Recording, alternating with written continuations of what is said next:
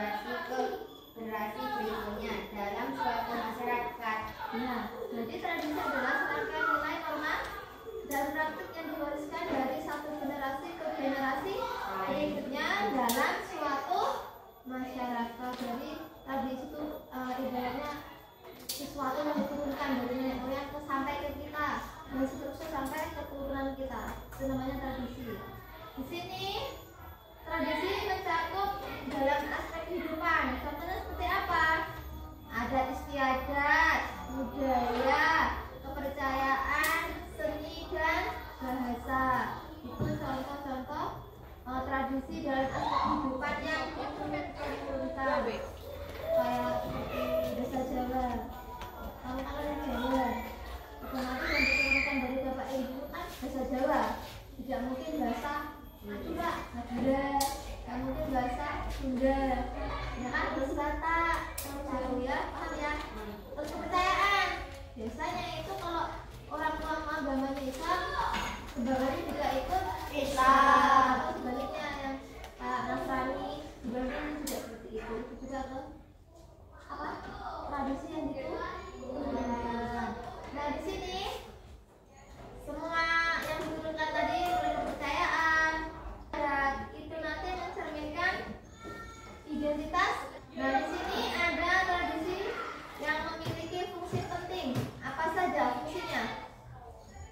Satu, identitas budaya, yaitu tradisi Membantu masyarakat mempertahankan identitas dan ciri khas budayanya. dua, Keberagaman sosial membangun rasa kebersamaan dan solidaritas di antara anggota. selanjutnya, apa saja contoh tradisi yang masih ada di masyarakat saat ini? Perayaan hari besar. Kalau kita itu agamanya Islam, mayoritas Islam di kelas ini, maka perayaan kita adalah Idul Fitri. Kalau Natal itu yang Nasrani atau Kristen. Juga ada upacara adat, pernikahan, model pernikahan, bentuk pernikahan orang Jawa sama di luar Jawa itu beda loh. Dari segi pakaian juga beda. Kalau kita nikahnya rata-rata pakai kebaya, kalau di luar belum tentu. Beda ya. Selanjutnya, bagaimana tradisi dapat mempengaruhi perubahan sosial dalam masyarakat? Bagaimana? Tradisi dapat mempengaruhi perubahan sosial dengan memberikan landasan Nilai yang dapat dipertahankan atau diubah. Ini tradisi yang tidak bisa diterima oleh masyarakat itu tidak bisa berkembang. Kalau yang tradisi itu bisa diterima, itu akan makin berkembang. Tidak hanya diam saja gitu ya. Paham ya? Selanjutnya, apa peran tradisi dalam menjaga keberagaman budaya? Tradisi berperan penting dalam menjaga keberagaman budaya dengan memberikan ruang bagi setiap kelompok masyarakat. Apa budaya? Budaya apa? Keseluruhan cara hidup yang dimiliki oleh suatu kelompok masyarakat mencakup nilai norma tradisi kebiasaan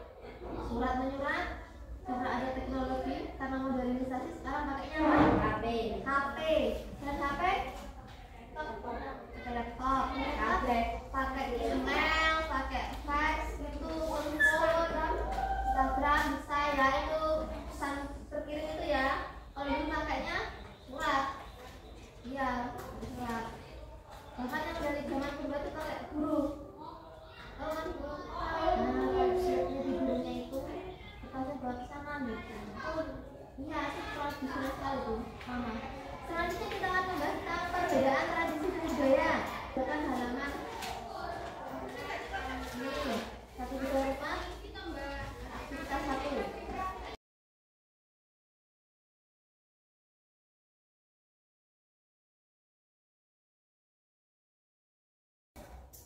Sudah? Coba sebentar ya. Di situ menanyakan tentang asal usul orang tua kalian.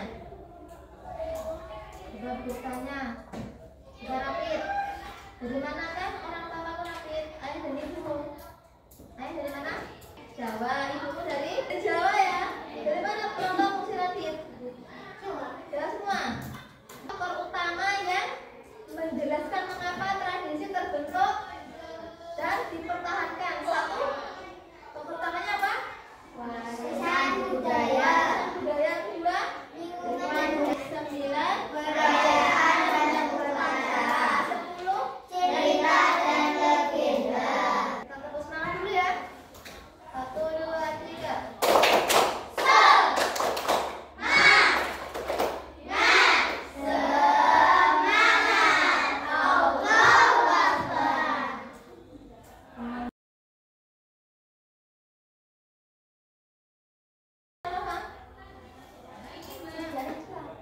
Sejarah itu lama.